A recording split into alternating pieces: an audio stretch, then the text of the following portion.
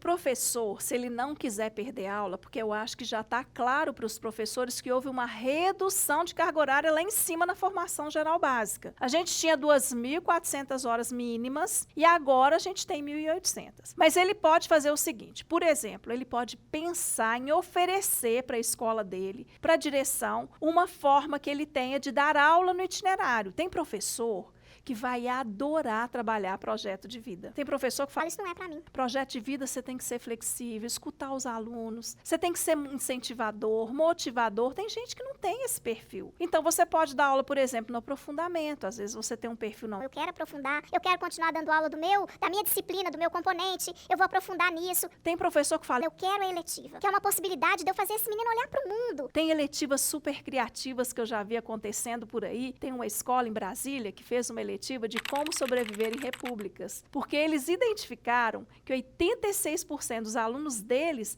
vão para fora estudar e moram em repúblicas. Não sabem cuidar da roupa, não sabem cuidar da comida e olha só, eles lançaram a eletiva de como sobreviver e esgotaram as vagas. Então você pode também pensar numa eletiva bacana que você dá conta de dar, por exemplo, uma eletiva de astronomia, uma eletiva de observação, uma eletiva de astrologia. Você pode fazer coisas que você tem interesse, uma eletiva de fotografia, de cinema, de teatro, várias possibilidades para que você possa garantir suas aulas e trabalhar em algo que seja confortável para você. Olha, a lei permite que a escola faça parcerias. Então, vamos entender, o Brasil é um país continental, né? O Brasil é enorme. Eu moro numa capital. Aqui na capital, eu consigo oferecer uma série de coisas. Eu tenho prestadores de serviço que vão me oferecer algumas coisas. Eu tenho um corpo docente muito grande. Eu tenho uma mão de obra disponível se eu precisar. Isso não é a realidade do Brasil inteiro. Então, por exemplo, você está lá no interior, você quer oferecer um ensino técnico, você quer oferecer uma aula de programação, você, por exemplo, vai lá no Sebrae, no Senac, ou você vai no SESI, você pode fazer uma parceria com o Senac, com os cursos técnicos deles. A lei permite as parcerias. O que a lei não permite é que você substitua o professor pelo parceiro. Você não vai poder fazer a parceria com o Senac, pegar lá os professores do Senac e demitir os seus. O professor tem que ser dono do processo. O professor é que vai garantir se o aluno está frequentando esse ensino técnico, controlar a frequência, elaborar também alguns instrumentos de avaliação para esse aluno, né, mostrar que ele está realmente aprendendo. Não pode deixar isso para o fim do processo ou sem avaliação. Então, este professor será dono do processo. As parcerias, elas poderão ser feitas, mas elas devem constar lá no projeto pedagógico e depois você vai apresentar isso para a Secretaria de Educação para ela validar essas parcerias para que isso possa ser incorporado ali no seu ensino médio. Nossos itinerários estão realmente complexos em relação à avaliação que a gente tem de paradigma. Então, olha aqui o convite que eu já quero te fazer. Repensar as formas de avaliação. Porque você, por exemplo, você faz um itinerário, uma unidade curricular de projeto de vida. O aluno vai fazer o quê? Algumas coisas de autoconhecimento, quem eu sou, qual o meu perfil, o que eu gosto, onde que eu nasci, identidade. Como que você vai dar uma prova sobre isso? Não faz sentido, né? Então, a gente vai pensar que a avaliação ela pode ser feita de diversas formas. Autoavaliação, observação, portfólio. A gente pode fazer uma avaliação baseada nas entregas, aquilo que o aluno está entregando. Você pede, por exemplo, para ele fazer o percurso da vida dele com fotografias. Ele faz ali aquele portfólio, ele faz o percurso e você pode avaliar aquele portfólio como um produto que ele está entregando. Também a gente tem ali nos itinerários as competências socioemocionais de cooperação, de responsabilidade,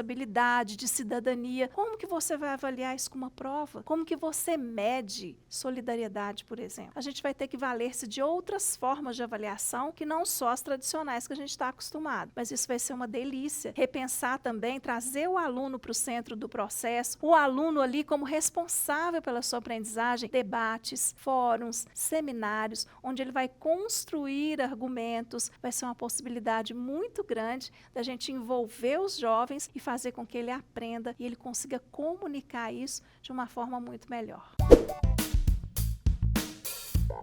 esse é um grande desafio. Por exemplo, o menino fez aqui uma parte do itinerário formativo na minha escola. De repente, ele mudou de cidade. Pode acontecer. Ou ele saiu da minha escola, mudou de bairro. Ou ele, então, não quer mais aquele itinerário, mas aquele percurso que ele fez, ele vai perder? Não, ele não vai perder. Inclusive, a lei diz que é responsabilidade das redes, dos estados, criar instrumentos de aproveitamento de créditos. Isso, gente, só vai ser possível se você fizer um itinerário pautado numa matriz de habilidades. Não há como você fazer transferência de conteúdo para conteúdo, mas de habilidades, sim. Eu quero voltar no exemplo que eu dei do identificar permanências e rupturas. Vamos pensar numa transferência. Essa é uma habilidade real da BNCC. Permanências e rupturas.